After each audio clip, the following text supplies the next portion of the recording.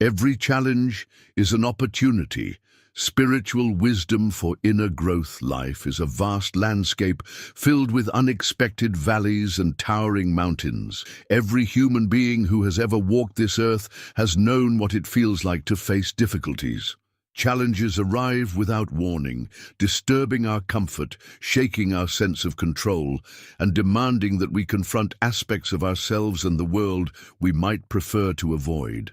Yet within the spiritual traditions of every culture, there is a recurring teaching. Challenges are not punishments, but opportunities. They are invitations to grow, to awaken, and to discover dimensions of strength, resilience, and wisdom that remain hidden in ordinary circumstances. When we look deeply into the heart of spiritual wisdom, we discover that obstacles are not simply barriers. They are bridges. They redirect us toward truths we might otherwise overlook. They show us the limits of our old ways of thinking, and in doing so, they encourage us to transcend them. They press us into a space where we must choose either to break or to transform, and in that decisive moment lies the possibility of real inner growth. In our modern age, where comfort and convenience are often mistaken for happiness, it can be easy to resent difficulties. We ask, why me, or why now? But spiritual wisdom reframes the entire question, not why is this happening to me, but what is this moment trying to teach me? By shifting our perspective, we unlock the hidden meaning behind struggles and turn them into sacred teachers. This text will guide you through 5 expansive reflections, each focused on how every challenge carries within it the seed of transformation. We will explore how to cultivate inner growth through adversity, how suffering can open the door to compassion, how setbacks create resilience, how loss expands spiritual depth, and how the acceptance of trials can reveal the path to inner freedom. Each section will be a deep dive, offering more than words. It will be a journey into understanding the alchemy of turning pain into purpose. Let us begin this exploration with the first essential wisdom, seeing adversity not as a curse, but as a divine mirror, revealing who we truly are. Adversity as a mirror of the soul. Challenges often arrive in disguise. On the surface, they appear as financial struggles, broken relationships, illnesses, or unexpected setbacks in our careers or dreams. They can feel like walls shutting us in. Yet, from a spiritual perspective, adversity is less of a wall and more of a mirror. It reflects back to us the state of our inner world, our beliefs, our fears, our attachments, and our hidden strengths.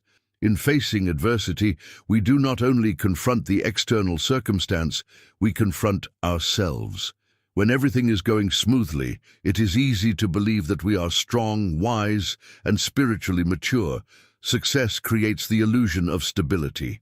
But when the ground shakes beneath us, when the familiar dissolves, and we stand on the edge of uncertainty, the true condition of our inner life is revealed. Do we react with panic or with patience?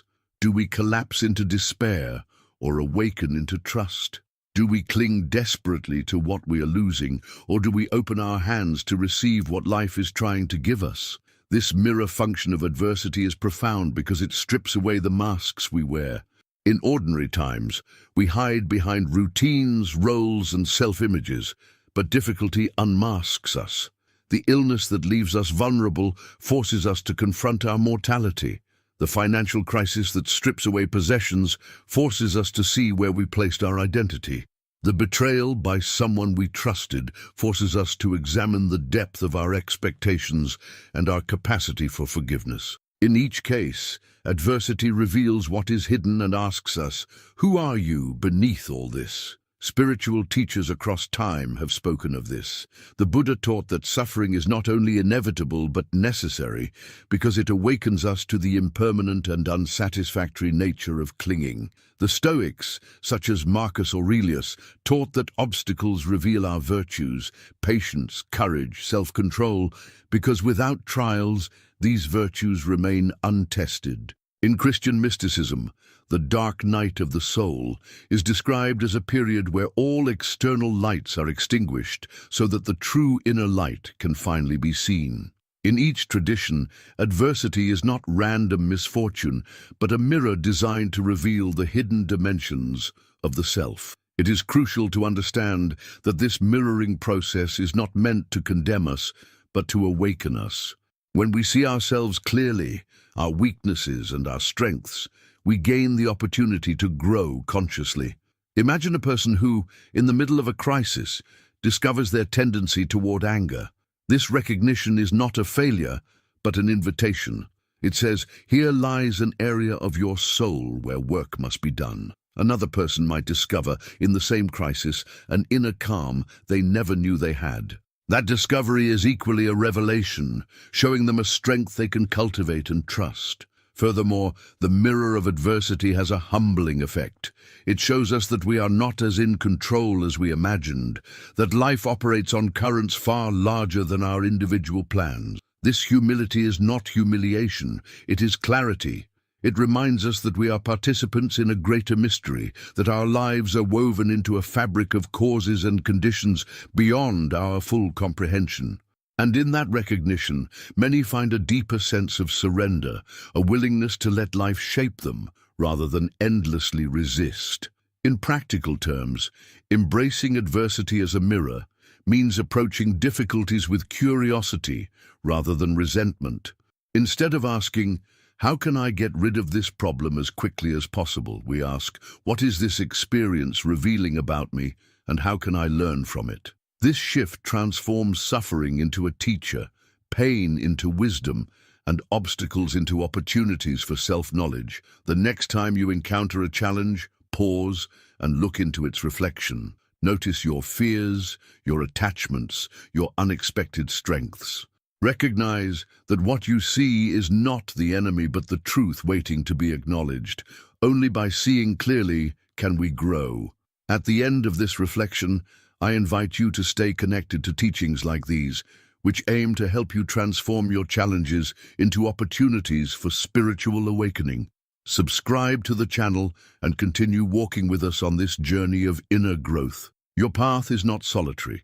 You are part of a greater community, learning to see every challenge as a mirror of the soul, suffering as the doorway to compassion.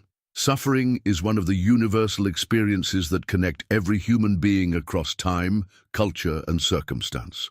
Regardless of our language, our wealth, or our status, each of us has known pain in one form or another. It may appear as physical illness, the heartbreak of losing someone we love, the weight of disappointment when our hopes are crushed, or the silent ache of loneliness that creeps in during the night. For many, suffering feels like the greatest threat to a meaningful life, something to avoid at all costs. Yet spiritual wisdom, both ancient and modern, suggests something radically different. Suffering is not only unavoidable, but also transformative, and when approached with openness, it becomes the very doorway to compassion. To understand this, we must first consider the way suffering reshapes our perception of ourselves and of others. When life is easy, when the sun is shining and everything aligns with our plans, it is easy to remain self-absorbed, locked into the rhythm of our own concerns. But when difficulty strikes, it cracks open the shell of isolation. A person who has walked through the valley of grief knows in their bones what it means to hurt, and that intimate knowledge changes the way they look at others. Suddenly, the tears in another person's eyes are not foreign. They resonate as echoes of one's own pain. Suffering dissolves the illusion of separation and awakens the recognition that all beings are vulnerable. All beings long for peace, and all beings carry silent burdens. In this way, suffering can become the great awakener of empathy. Compassion is not born from theories or abstract ideals, it is born from the lived experience of fragility.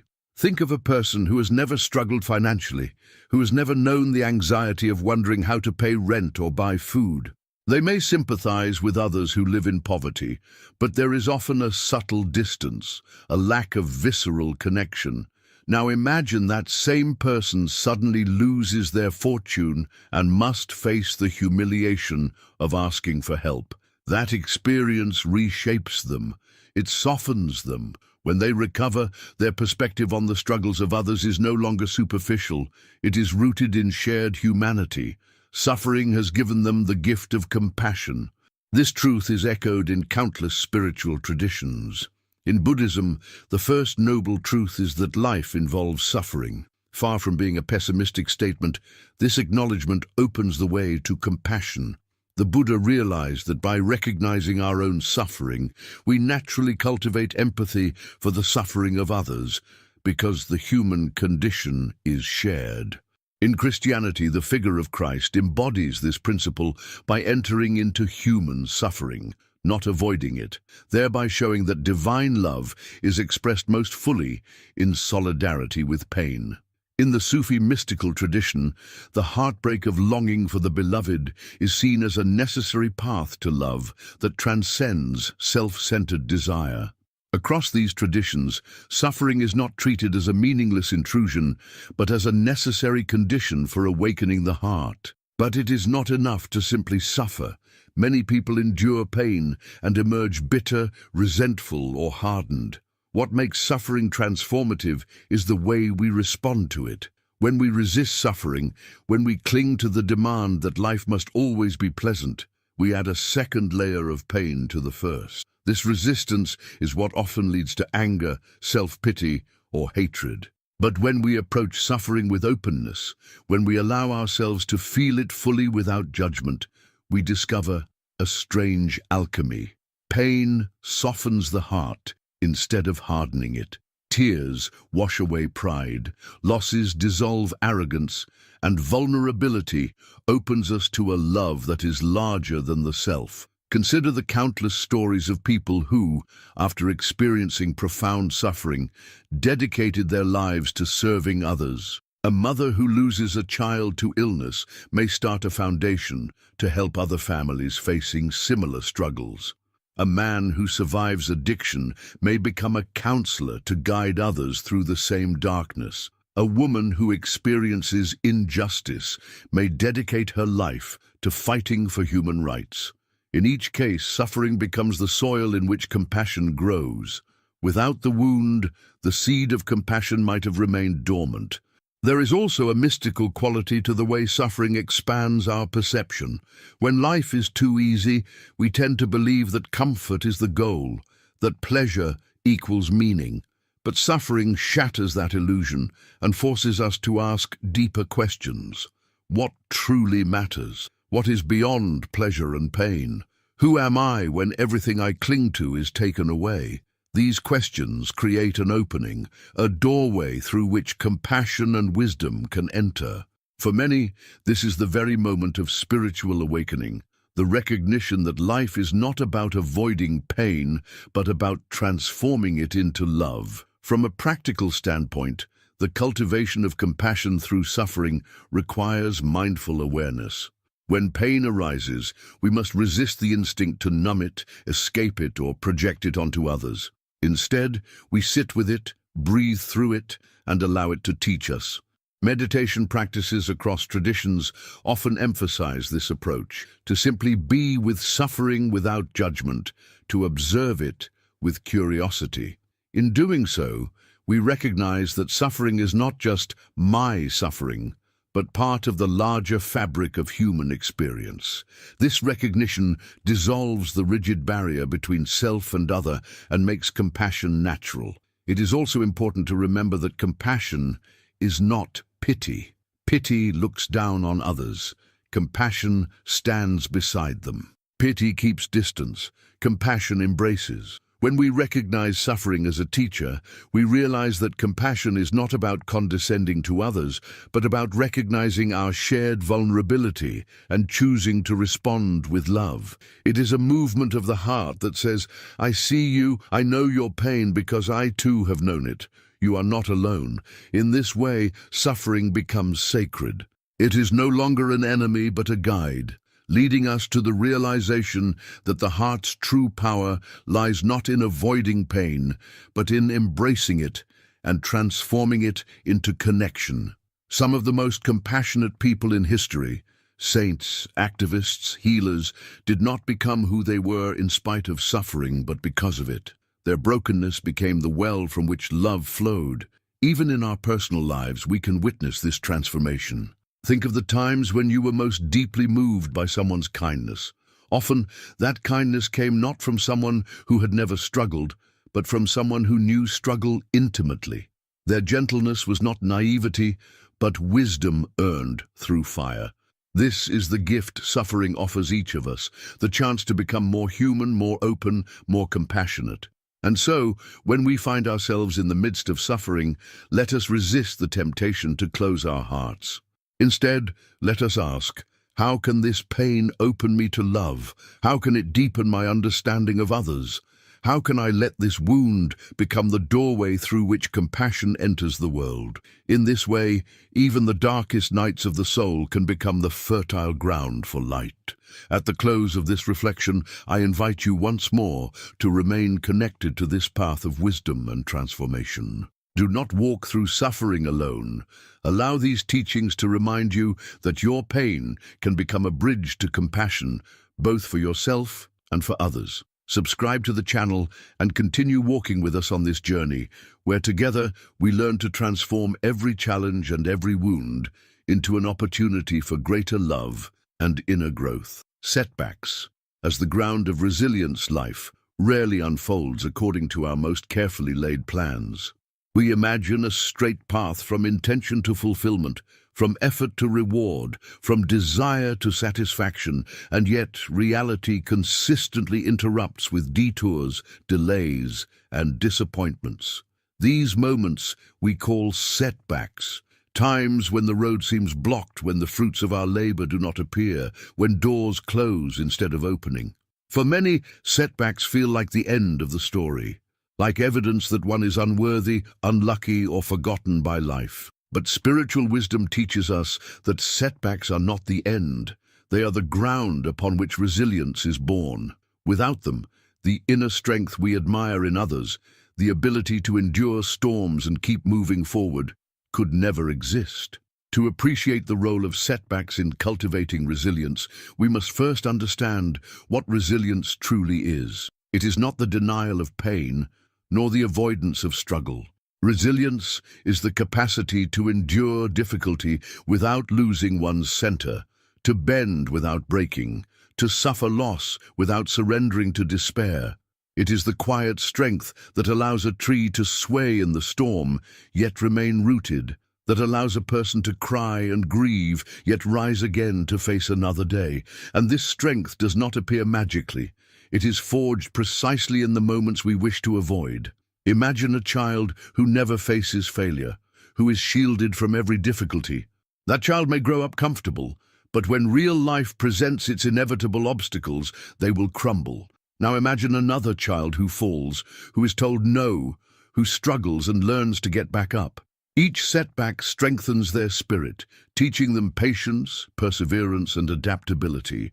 The very struggles that seemed like disadvantages become the hidden curriculum of resilience. Life's no becomes the training ground for inner strength. Across history, the stories of remarkable individuals often share this common thread. Before they achieved anything of significance, they endured countless setbacks. Writers whose manuscripts were rejected dozens of times, inventors whose experiments failed hundreds of times, spiritual leaders who were dismissed, mocked, or persecuted, all of them were tempered by difficulty.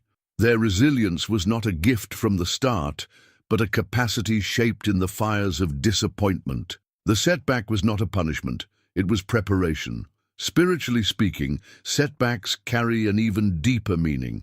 They expose the illusion of control and invite us to discover a source of strength that does not depend on circumstances. When everything goes our way, we may believe that our peace comes from external success. But when plans collapse, we are forced to look inward, to discover a wellspring of courage, faith, or determination that is not tied to outcomes. This is why many traditions teach that setbacks are not obstacles to the spiritual path, but essential elements of it. They strip away attachments, test the depth of our trust, and push us toward growth that could never occur in comfort. Consider the metaphor of metal being forged. To become strong, metal must be placed in the fire, hammered and cooled again and again. Each cycle strengthens it. In the same way, the soul becomes resilient through the cycles of setback and recovery.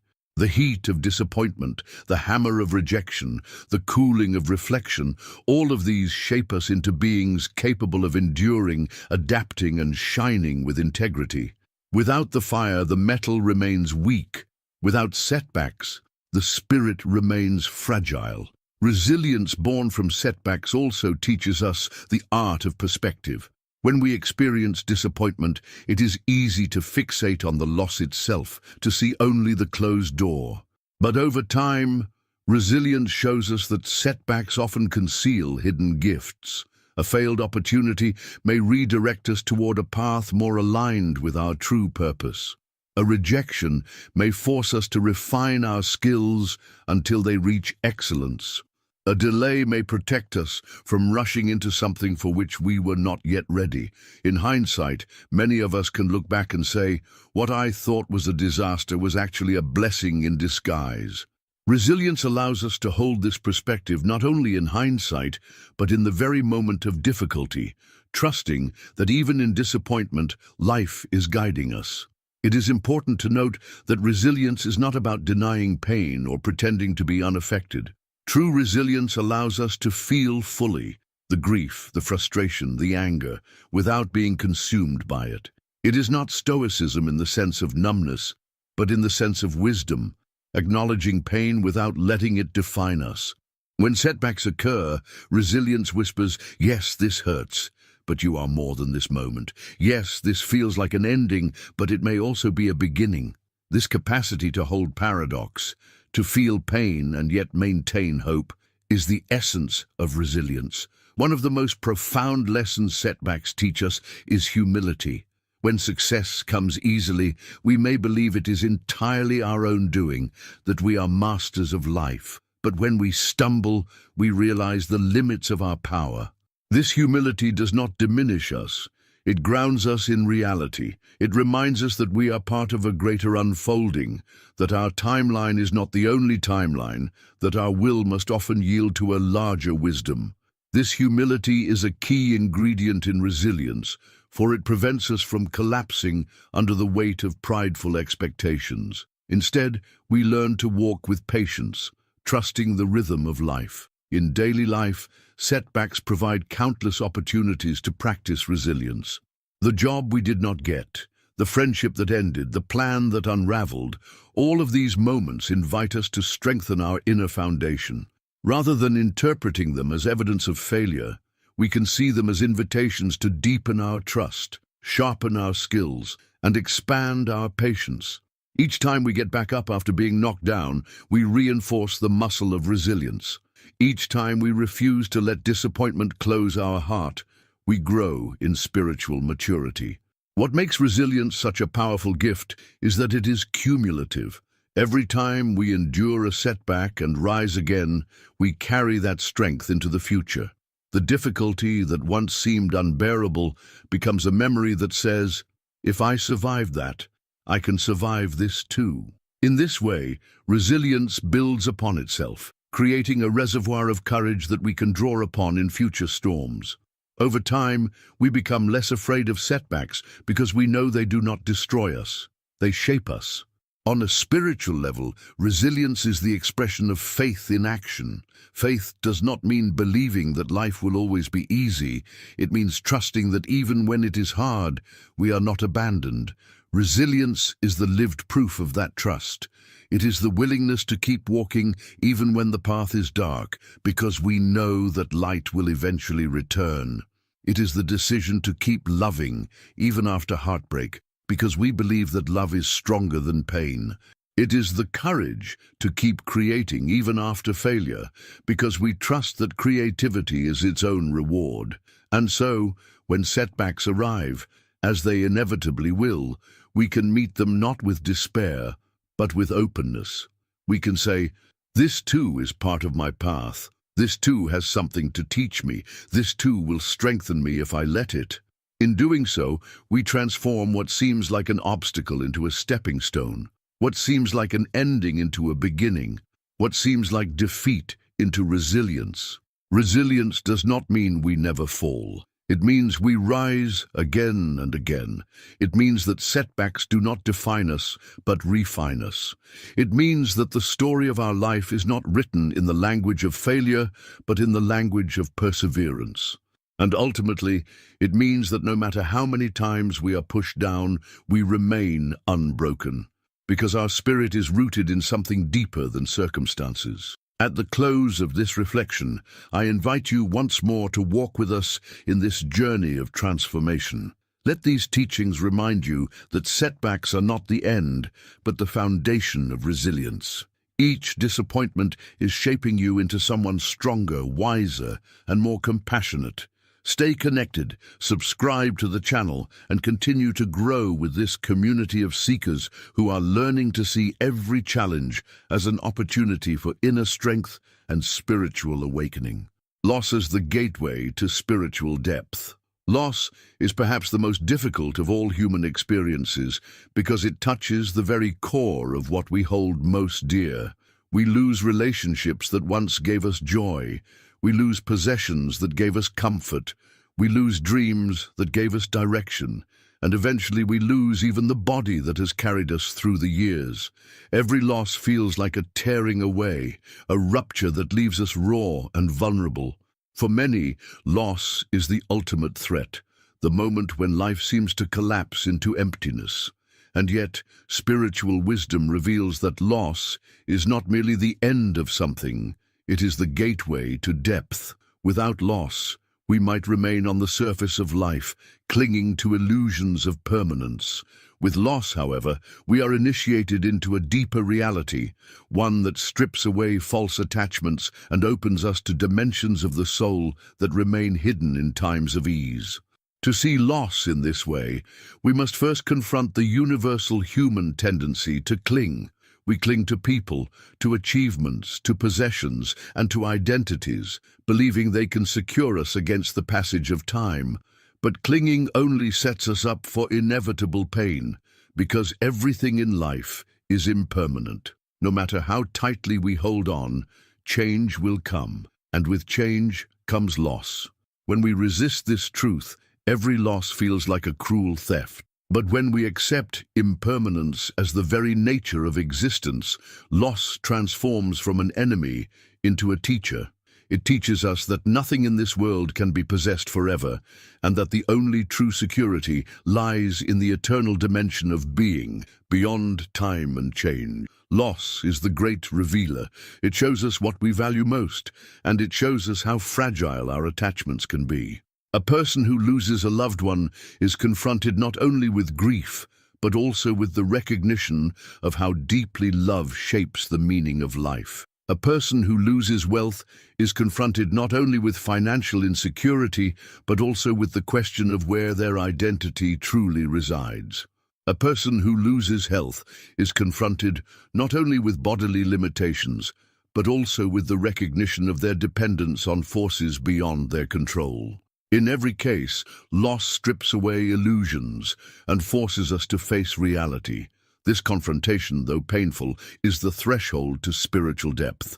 It is often said that the heart breaks open through loss, and it is in this opening that spiritual transformation occurs. Before loss, we may live as if we are invincible, absorbed in our ambitions and distractions. After loss, we know in our bones the fragility of existence. This knowledge softens us, humbles us, and deepens our awareness. We begin to see others differently. Their struggles no longer seem distant. Their grief resonates with ours. Compassion grows, wisdom deepens. We are no longer content with shallow pursuits. We hunger for what is real, for what endures beyond time. The world's great spiritual traditions have always placed loss at the center of awakening. The Buddha's journey began when he left the comfort of his palace and encountered sickness, old age, and death, the realities of loss that no wealth or power could avoid. For the Stoics, the practice of premeditatio malorum, or the contemplation of loss, was a way to prepare the soul to meet life with equanimity, reminding themselves daily that loved ones, possessions, and even life itself were temporary gifts, not permanent possessions. In Christianity, the cross is the ultimate symbol of loss, yet it is also the gateway to resurrection. In Sufi mysticism, the loss of the self, the dissolution of the ego, is the necessary path to union with the divine. In each case, loss is not the end, but the passage through which depth is found. Loss also teaches us about surrender. In ordinary life, we spend immense energy trying to control outcomes, believing that if we plan well enough, work hard enough, and guard ourselves carefully, we can prevent suffering. Loss shatters this illusion. No amount of planning can prevent the death of a loved one. No amount of effort can prevent the passage of time. No amount of control can prevent the inevitability of change. In the face of such undeniable truths, the soul learns to surrender, not in despair, but in humility and trust. This surrender is not passive resignation, but a profound openness to the mystery of existence, an acceptance that life cannot be mastered, but only lived with awareness and reverence.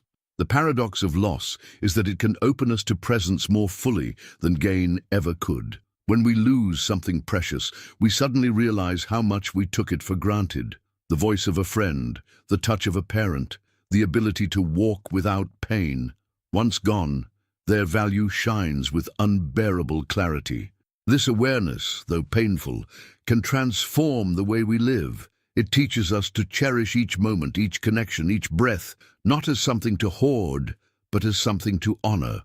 Loss sharpens our perception and reminds us that life is not measured by how much we keep, but by how deeply we love. And yet loss does not only take, it also gives. It gives us the opportunity to discover the resilience of the soul, the depth of faith, the hidden strength that emerges when everything else is stripped away. Many who have endured profound loss testify that while they would never have chosen it, they emerged with a deeper wisdom and a clearer sense of purpose. Loss revealed to them what truly matters and awakened them to dimensions of themselves and of life that would have remained hidden otherwise. On a mystical level, loss is a form of initiation. It initiates us into the awareness of mortality, impermanence, and the eternal. It strips away the false self, the ego that believes it can control and possess, and opens us to the deeper self that is rooted in the eternal ground of being. In this sense, loss is not destruction, but transformation. What dies is the illusion of permanence. What is born is the awareness of eternity. Practically speaking, how do we walk through loss without being crushed by it? The first step is to allow ourselves to feel it fully, to grieve, to cry, to rage, to sit in silence with the emptiness. Denial only prolongs suffering. Acceptance allows healing to begin. The second step is to recognize the universality of loss. We are not alone. Every human being knows this path. This recognition can soften the sharp edge of isolation and open us to compassion. The third step is to ask what the loss is teaching us, what depth it is revealing. This does not mean forcing meaning too quickly, but allowing the lessons to unfold over time. Finally, we must learn to integrate the awareness of loss into daily life, letting it guide us to live with greater presence, gratitude, and openness to the eternal. Loss will always hurt. It will never be easy, but it need not be meaningless. When faced with courage and openness, it becomes the very passage through which the soul deepens. It teaches us that love is stronger than death, that presence is more precious than possession, and that the true essence of who we are cannot be lost. At the close of this reflection, I invite you once again to continue walking with us on this path of spiritual discovery. Loss is not the end of your story. It is the opening to a deeper chapter. Allow these teachings to accompany you as you learn to transform grief into wisdom and absence into presence. Subscribe to the channel and stay connected with this community. where together we learn to see every challenge, even the pain of loss, as an opportunity for inner growth and spiritual awakening, the acceptance of trials as the path to inner freedom. The human heart longs for freedom, not merely the freedom to go where one wishes or to possess what one desires, but the deeper freedom to live unshaken by fear, to love without conditions, to rest in peace even when storms surround us. Yet, for most of us, this kind of freedom feels distant, obscured by anxiety, attachments, and the constant battle against circumstances that never align perfectly with our expectations. We struggle, we resist, we complain, and in doing so, we become prisoners of our own resistance. The paradox that spiritual wisdom has always revealed is that true freedom is not found by escaping trials, but by accepting them. Acceptance does not mean indifference or passivity. It means opening our hearts to the reality of what is, trusting that even trials carry within them the seeds of liberation. At first glance, acceptance may seem weak. Our culture teaches us to fight, to conquer, to overcome. We are told to resist pain, to battle suffering, to never surrender.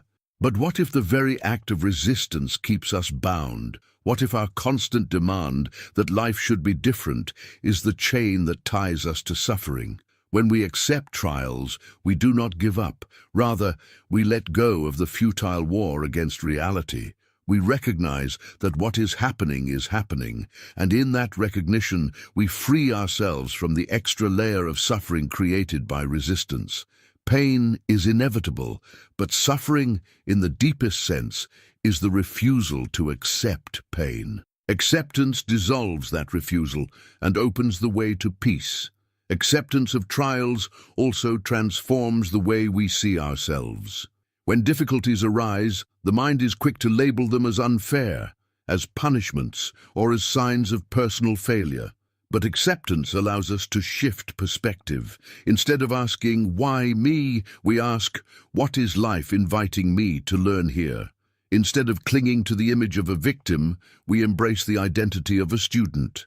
Every trial becomes a lesson, every obstacle a teacher, every difficulty an initiation into greater strength and wisdom. This shift does not deny the hardship, but infuses it with meaning, and meaning is what gives the soul the courage to endure. Consider how rivers carve valleys. The water does not resist the hardness of the rock. It flows with patience, accepting the obstacles in its path. Over time, this very acceptance gives the river its power, shaping landscapes and carving canyons. In the same way, when we accept trials, we do not become passive. We become resilient. We learn to flow with life instead of exhausting ourselves in endless struggle against it. Over time, the trials that seemed like unmovable stones become the very forces that shape the beauty and strength of our character. Spiritual teachers throughout the ages have emphasized acceptance as the key to liberation. The Buddha taught the practice of equanimity, the calm acceptance of pleasure and pain alike as the path to freedom from attachment. Jesus accepted the trials of betrayal and crucifixion not as defeat, but as the necessary passage to resurrection. The Stoics practiced the art of amor fati, the love of fate, embracing even suffering as part of the divine order. The mystics of Sufism spoke of surrender, the willing acceptance of whatever comes as the expression of divine love. In all these traditions, acceptance is not resignation, but the recognition that trials are part of the sacred fabric of existence. Acceptance also changes the way we relate to fear. Much of our suffering arises not from what is happening now, but from what we fear might happen. We live in dread of future losses, future pain, future disappointments. This fear binds us, preventing us from living fully in the present. But when we cultivate acceptance, we dissolve the power of fear. We learn to say, "Whatever comes, I will face it. Whatever happens, I will learn from it. Whatever trial arrives, it too belongs to the path." With this attitude, the future loses its terror. We no longer need to control every outcome because we trust our capacity to meet whatever comes with openness. This trust is the essence of inner freedom. There is a profound peace that arises when we stop fighting life. Imagine holding a rope in a tug-of-war with reality. The harder you pull, the more exhausted you become, and yet reality never lets go. Acceptance is the moment you release the rope. Suddenly the tension disappears. The circumstances may not have changed, but your relationship to them has. You are free. This freedom does not mean that you no longer care or that you stop acting. It means that your actions arise from peace rather than desperation, from clarity rather than fear. Acceptance of trials also awakens gratitude. At first this seems impossible. How can one be grateful for pain? But gratitude does not mean pretending to enjoy suffering. It means recognizing the gifts hidden within it. A trial may reveal strengths we did not know we had. It may strip away illusions that were holding us back. It may deepen our compassion for others. It may redirect us toward a path more aligned with our true calling. When we look back, we often see that the times of greatest growth were not when life was easy, but when it was hardest. Gratitude is the recognition of this truth, the willingness to honor even trials as part of the mysterious wisdom of life. One of the greatest misunderstandings about acceptance is to think that it means passivity. In truth, acceptance is the ground from which meaningful action arises. When we resist trials, our actions are clouded by fear, anger, or denial. But when we accept them, we see clearly. From this clarity, we can act with wisdom, courage, and compassion. Acceptance does not mean doing nothing. It means doing the right thing from a place of peace. A person who accepts illness, for example, does not stop seeking healing, but they do so without panic, without hatred of their body, without despair. Their acceptance allows them to walk the path of healing with dignity and grace. Acceptance also reveals the indestructible core of the self. Trials strip away many of the layers we cling to, possessions, roles, identities, but in the process they reveal what cannot be taken away. When we accept trials, we discover that beneath all the shifting circumstances there is a stillness, a presence, a light that remains untouched. This is the essence of inner freedom, to realize that who we are is not dependent on what happens to us. Circumstances may rise and fall, but the essence of the soul remains. To live from this awareness is to live free. In daily life, practicing acceptance begins with small moments. The traffic jam that delays you, the unexpected bill that arrives, the harsh word from a colleague, these are opportunities to release resistance and embrace what is. Each act of acceptance strengthens the heart, preparing it for larger trials. Over time, acceptance becomes a way of being, a habit of the soul. We no longer live in constant tension with life. We flow with it, trusting its wisdom even when we do not understand it. Ultimately, the acceptance of trials is the acceptance of life itself. To reject trials is to reject the reality of existence, to demand that life conform to our desires. To accept trials is to say yes to life in its fullness, the joy and the sorrow, the gain and the loss, the birth and the death. This yes is the key to inner freedom. It is the recognition that life, with all its trials, is not against us, but for us, shaping us into who we are meant to be. And so, when trials come, as they always will, let us not see them as punishments, but as passages. Let us not resist them with bitterness, but embrace them with trust. Let us not be crushed by them, but be shaped by them. In acceptance, we find freedom. In freedom, we find peace. And in peace, we find the courage to live fully, to love deeply, and to walk the path of spiritual awakening. At the close of this final reflection, I invite you one more time to continue this journey with us. These teachings are not meant to remain as words on a page, but as companions for your daily life, guiding you through trials into freedom. Subscribe to the channel and join this community of seekers who are learning together to transform every challenge into an opportunity, every loss into depth, and every trial into the gateway of inner freedom.